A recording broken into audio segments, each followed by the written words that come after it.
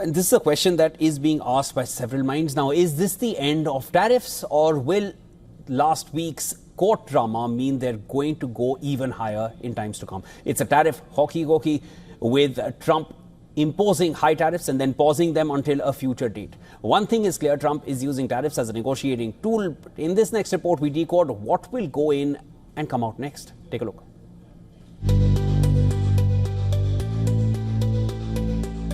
Last week's bombshell verdict from a New York trade court ruled a large chunk of President Trump's tariffs illegal.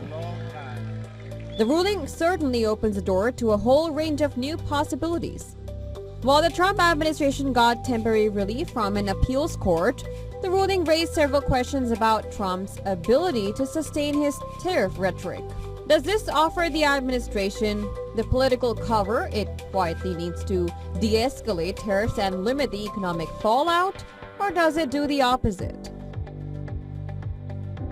Suppose the likes of the EU and China conclude the US can't sustain these tariffs for much longer.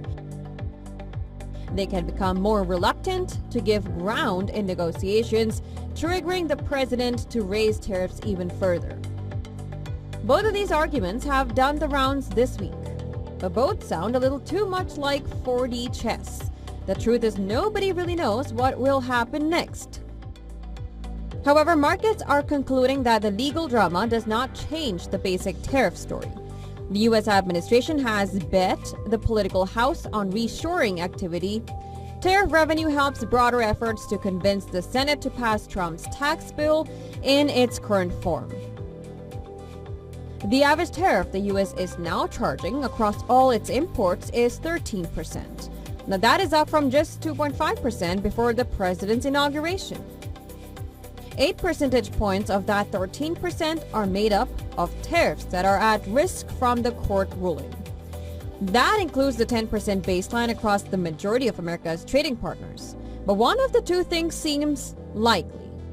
Either the Supreme Court overturns the existing rule, in which case nothing changes, or the Trump administration rebuild these tariffs through other means.